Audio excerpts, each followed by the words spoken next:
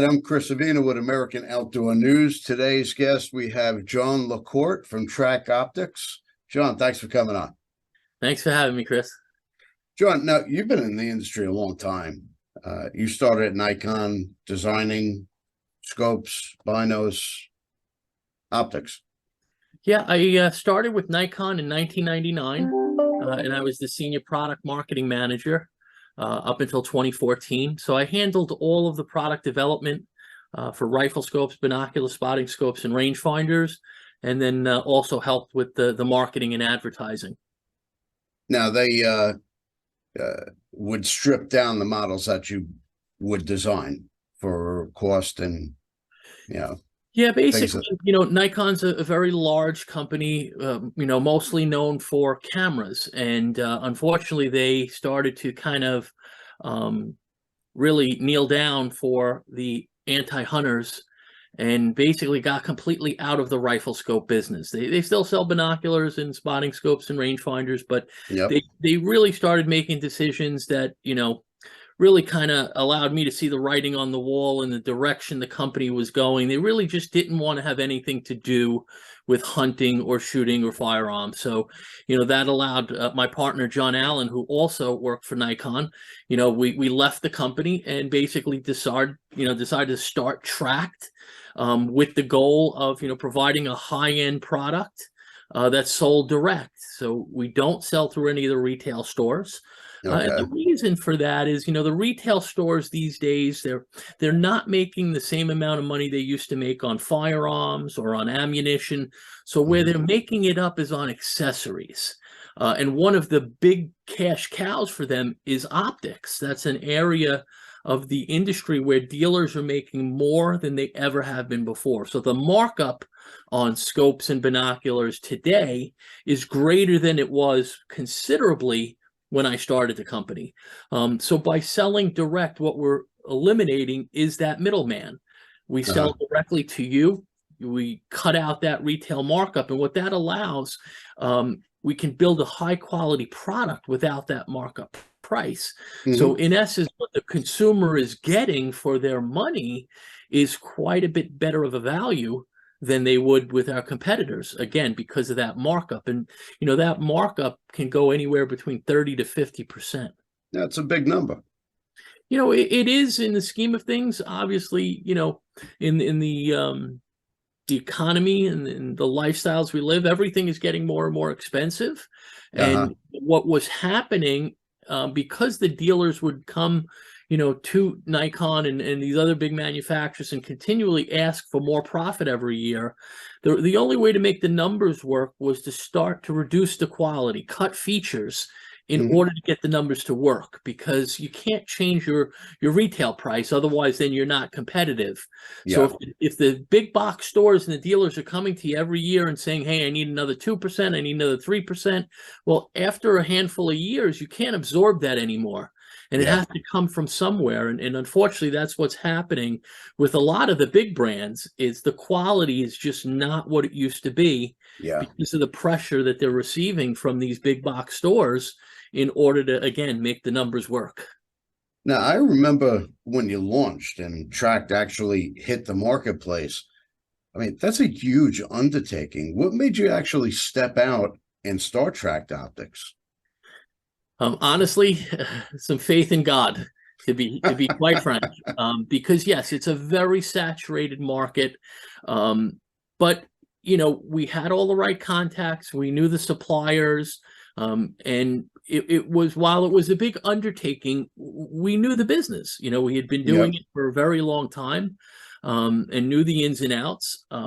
What was new to us was being a direct to consumer brand, and e-commerce, because everything is, all of our products are sold through our website. We do, quite a few consumer shows around the country, but for the most part, you're not going to walk into a big box store or a mom and pop dealer and see our product. We just don't operate that way. We only sell through our website. So there's a lot of challenges with from a consumer standpoint, purchasing online is a challenge, because you can't touch and feel it. You can't look through it. And that's something that a lot of consumers need to do in order to make a purchase decision. However, we offer a 30-day guarantee. So if you buy the product and you're not happy with it for any reason, return it and you get a refund. So there's no risk for the consumer to buy online. Yeah. So, yeah. But you know what? You're still seeing companies pop up in the optic industry. It's not, there's a lot of competition, but there's still room for more. And you're really taking a pretty firm foothold in what you do. Yeah, it's amazing how many actual optics companies are out there. And like you said, they're popping up all the time. And, each one of them kind of tries to fill their own niche. Yep. For us, the niche is the direct-to-consumer model. When we started the company, we were really very hunting focused. Today, a big part of our business is long-range shooting. It's the fastest growing segment in shooting sports right now. And long-range rifle scopes. We just introduced a new scope last week that we're really excited about that's going to provide a tremendous amount of elevation adjustment. So these guys that are shooting rim fires at 200, 300, 400, 500 yards, they're running out of elevation. So this scope is going to accomplish, solving the problem that they had.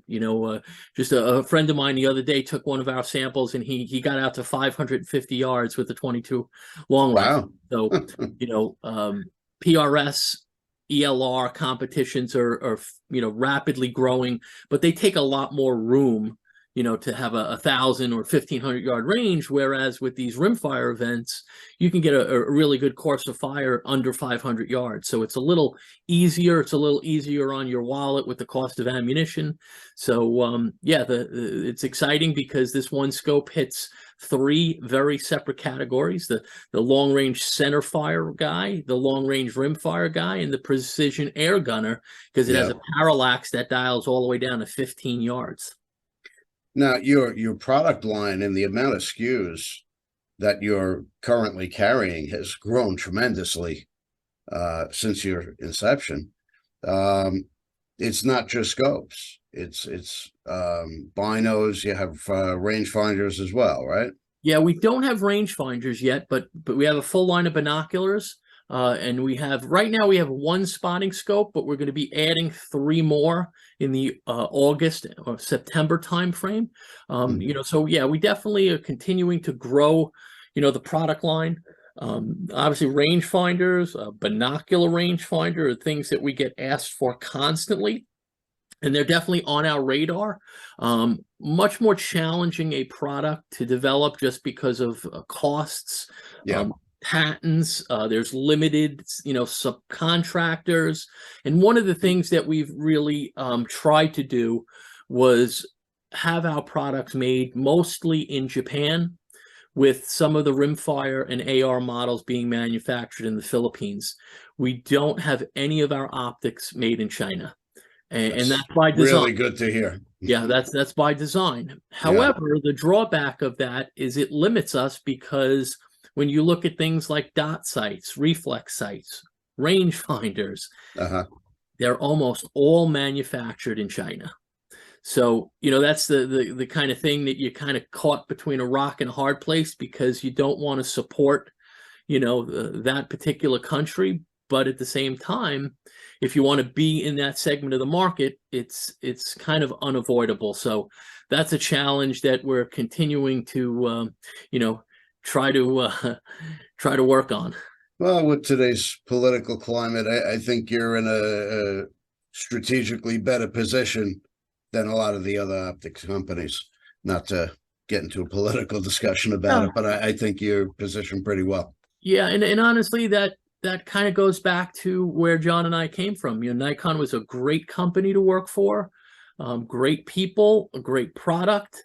But they were very concerned about the political atmosphere as far as hunting and shooting, and instead of just staying kind of neutral, they decided to basically get away from that. And for me personally, that was a very big issue, because hunting is part of my heritage.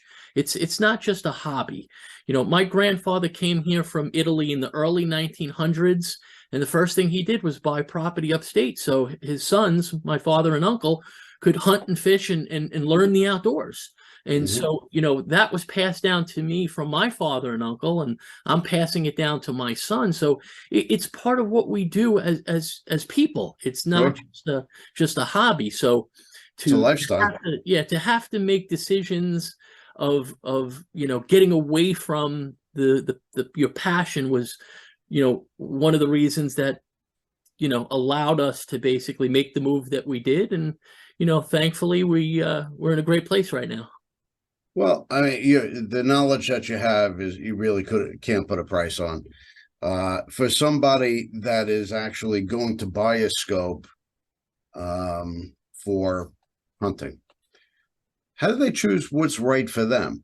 The reticles, the powers, what does it mean, and how do they choose what's right for the game that they're hunting? Yeah, I mean, the first thing that I recommend is that you do as much research as you possibly can. There's a lot of great information on the internet. However, there's a lot of misinformation on the internet. You have to be very careful. No, if you read it on the internet, it's got to be right. Yeah, there's a lot of good forums out there, and there's some forums out there that have people that are, very opinionated, and unfortunately, opinion is not always fact. And most of Hmm. the time, there's people that may have an axe to grind against a company for whatever reason. What you need to do is you need to do your research. You need to talk to people, go to the range, talk to people at the range, call up companies like us. We're more than happy to help you to make the right choice. We're available as much as possible. You can call us, you can email us. We have a live chat on our website. You need to get the information to someone that could help you make the right choice. We see it all the time. There's customers that, they deer hunt in the Northeast, in thick timber, and they're looking to buy a 30 power scope. That just doesn't make a lot of sense. Is it 100% wrong? There is no wrong or right. Hmm. But, if you have that scope set on 30 power and, a deer walks out at 50 yards, you're going to have a very hard time making that shot. So that's Okay. not that wouldn't be what we would consider. I know that's a very, wide analogy, but, that's the kind of thing. And making the right choice, magnification, a lot of times, especially in hunting, too much magnification can get you in trouble, because if you have the scope set too high and you have too close a shot, or even a mid-range shot, sometimes the magnification being so high, you have a hard time finding the animal in the scope. Most of the time you have a few seconds, and, Hmm. if your equipment is not set up right, you could lose that opportunity just because you don't have the right optic. Well, what exactly does it mean to have a 30 power scope? What is the 30 power? So when you look at, magnifications, whether it be a binocular or a rifle scope, a binocular usually has two numbers. So 10x 42, 10 by 42. The Yep. first number is the magnification, 10x. When we say 10x or 10 power, that basically is magnifying your human eyesight 10 times. So if you were to look through a 10 power binocular at 100 yards, it would make what you're looking at appear as if it was 10 yards away. So it's magnifying 10 times. The higher that number, the more it's going to magnify. So if you have a 12.5 power binocular, it's Uh-huh. going to bring what you're looking at even closer. Now, the thing to keep in mind is, there's something called the optical triangle. And what that means is any time that you increase one or more variables within the optical design, you compromise the other. And the three categories are magnification, field of view, and eye relief. So if you increase magnification, you're bringing what you're seeing closer to you, you're shrinking how much you actually see. Uh-huh. So if I take an 8 power binocular, I'm going to have a much wider field of view than a 15 power binocular. But that 15 power binocular, as long as I can hold it steady, might allow me to see detail better at longer ranges. Okay. When it comes to a rifle scope, fixed power rifle scope were very popular when I started hunting. Today, they're like non-existent. Pretty much all rifle scopes are what are called a variable. So for example, a 3 to 9 by 40. That means the rifle scope goes from 3 power to 9 power. The second number is your diameter of the objective. So the higher those numbers, obviously, the higher the magnification. An example would be a 4 to 20 power versus a 4 to 12 power. Those are completely different optical designs. One 4 to 12 is a 3-time ratio. A 4 to 20 is a 5-time ratio. So more and more scopes are being developed with larger ratios, which just makes them more flexible because that allows you to use that scope for more and more applications. Okay. Now, what about mounts? Does it matter how you mount your scope? Is that going to affect how it performs? Yeah. So I could tell you, being in the business as long as we have, the number one issue with rifle scopes is customers over tightening the scope rings. Just as humans, when you try to tighten something, you try to tighten it as much as you possibly can. That is not what you should be doing with rifle scope mounts. Because what happens is the rings that hold the tube, if you tighten them too much, they're actually compressing on the tube. The tube itself has an erector assembly inside which controls your magnification. It controls the elevation and windage adjustment. It controls your parallax if you have a side parallax. So by compressing the tube, you are really throwing a monkey wrench into the entire optical design, and it will not function properly. It won't hold zero. It won't track. And, we hear it all the time where people say, hey, you know what? My scope is not tracking. Can you check it out?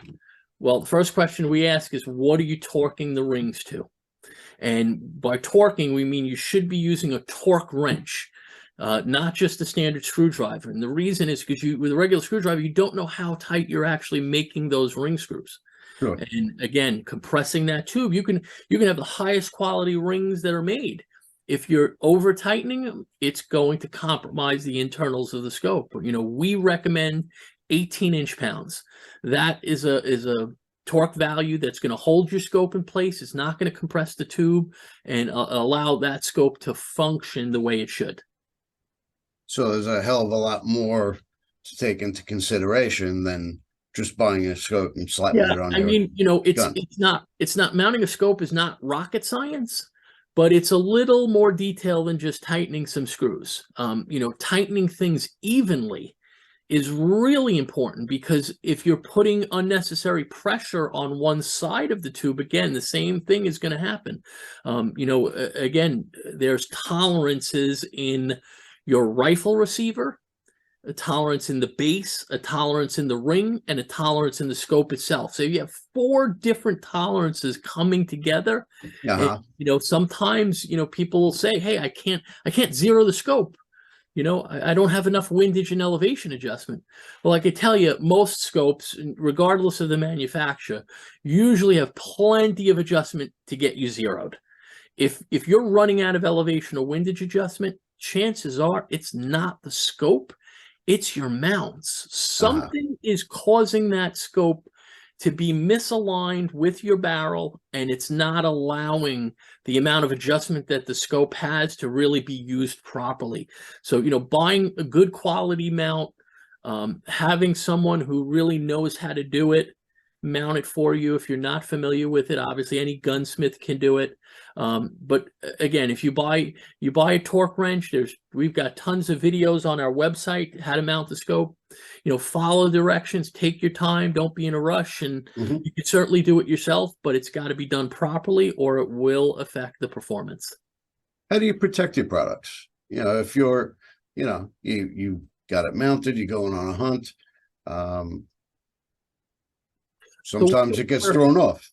Yeah, we offer, to protect the lenses, we offer either Tenebrex tactical tough covers or Butler Creek covers.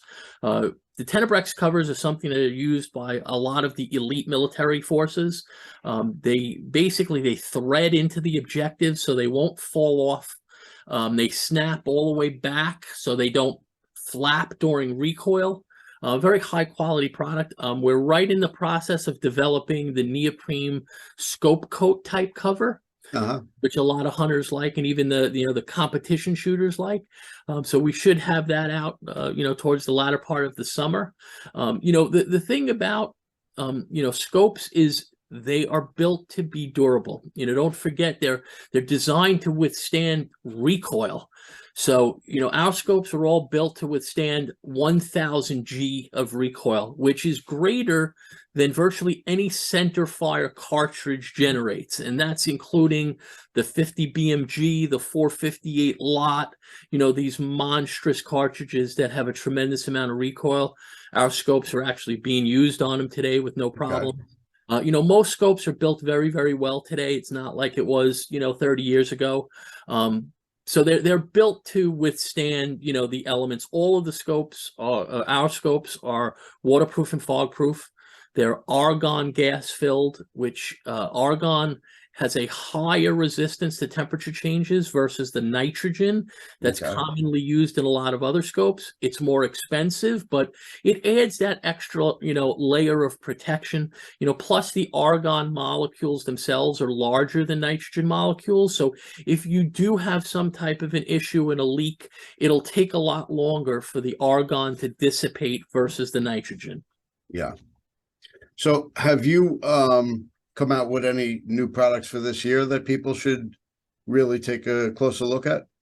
Yeah, we just last week launched a new toric 34 millimeter rifle scope. This is a rifle scope that's designed for, long range shooting.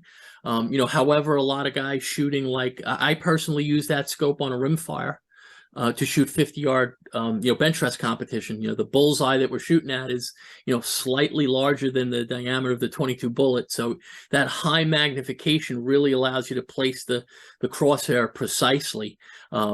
It's a 34 millimeter tube, so it's a larger scope, but that's what's required in order to get that elevation range. This scope has 160 MOA of adjustment, which also translates into 47 milliradians.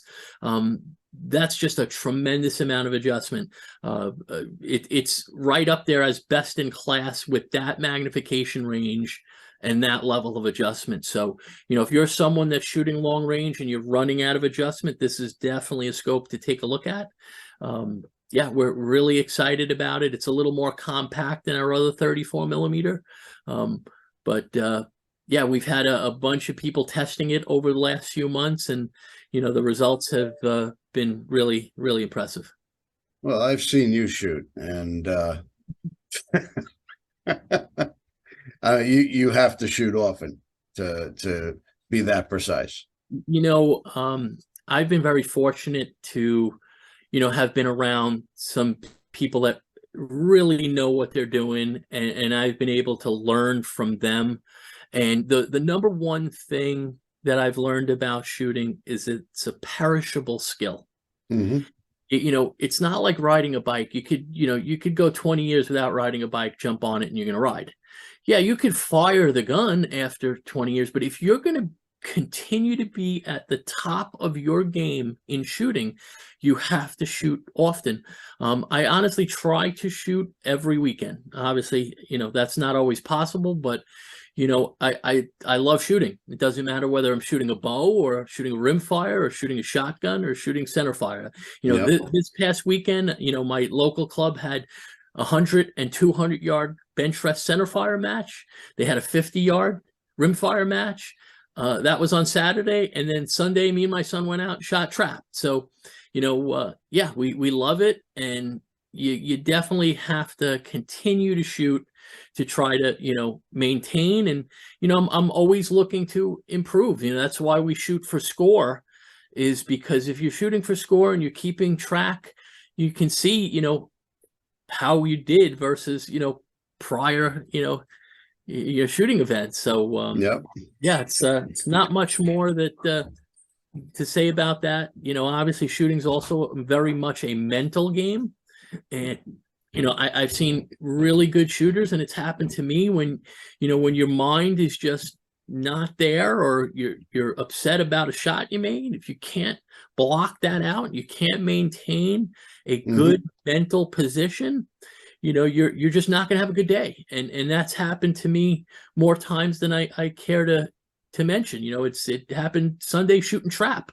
I missed an easy target and I was frustrated. And you know what? Instead of getting back to what I'm supposed to be doing, I was frustrated. I missed the next target. So, Yep. that's the kind of thing. A mental game is extremely important, and repetition, and I know it's tough. Shooting has gotten to be a lot more expensive today than it was just a handful of years ago. But, that's why you look at things like rimfire, that's, less expensive, and, do what you got to do to get yourself out there. Yeah. Yeah. Same thing with archery. Yeah. It's diminishing skill. Yeah. We've shot together, and Yeah. You see when I don't practice. Yeah, and obviously archery, it takes a completely different level because there's more of a physical component, holding the bow, drawing the bow. I think I told you, I've been drawing between 71 and 73 pounds since I'm 15 years old. But, I've got 3 herniated discs in my neck. I cannot draw the weight that I used to. And that's a little bit frustrating because I keep having to lower my draw weight, and it's just not what it used to be. But that's a part of getting old, and I'm glad I could still draw the bow and shoot it. Hey, 50 pounds still gets the job done. It sure does.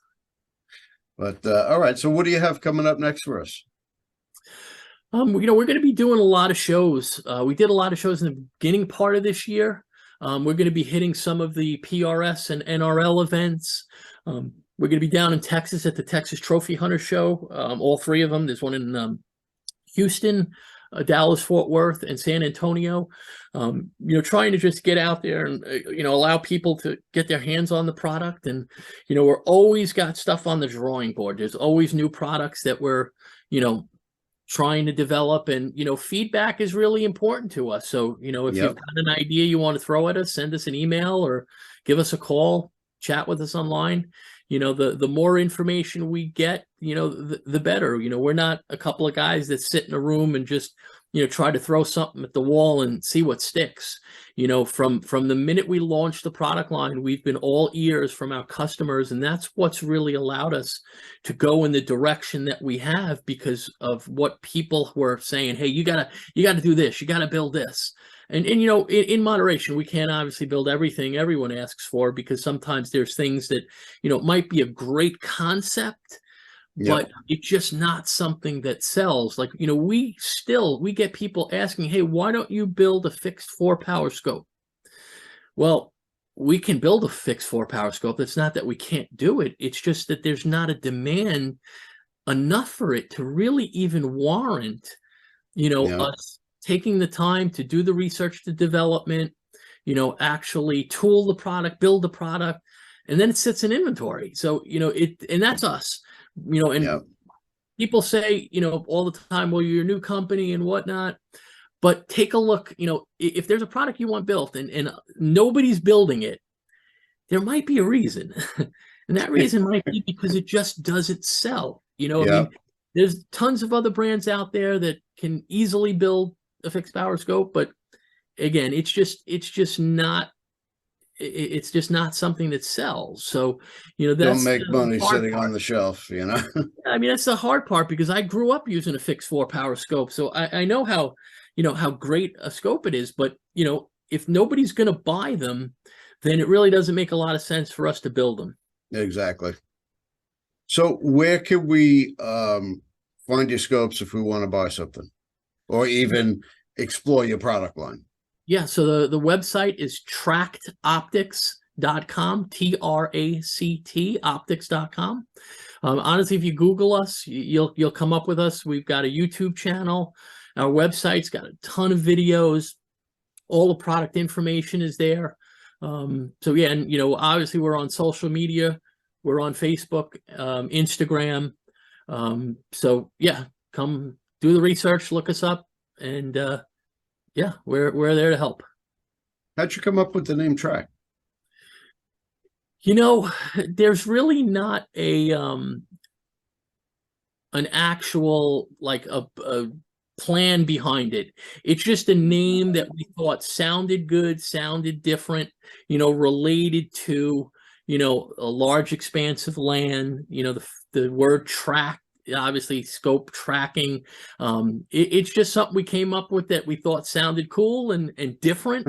A lot of scope brands are named after a person or, the founding person. And since Jon and I are co-founders, it really didn't make sense to use one of our names. And so, yeah, we just thought it was a cool name that would stick. Well, it works. It definitely it defines your brand. Thank you. All right. Well, we appreciate you coming on, taking the time to speak to us today. Definitely go to tractoptics.com. Check out the brand. You really will not be disappointed. Thank you, Chris. All right. Thanks again, Jon. I'll speak to you again soon. Take care. Bye-bye. We love our children. We protect them. We guide them. We prepare them for life in the world.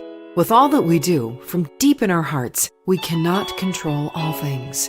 Life-threatening illnesses and disabilities affect far too many of our children each year. While we cannot change the circumstance, we can make dreams come true. Dreams to provide hope, to provide spiritual healing and strength, to provide moments of happiness and relief in the hardest of times. We can give a glimmer of light and hope in a time of darkness and despair.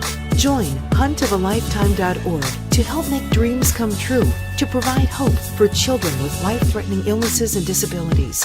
Hunt of a Lifetime is a non-profit organization fulfilling dreams for hunting and fishing trips to youth 21 and under with life-threatening illnesses and disabilities. Visit huntofalifetime.org to learn how you can make a difference.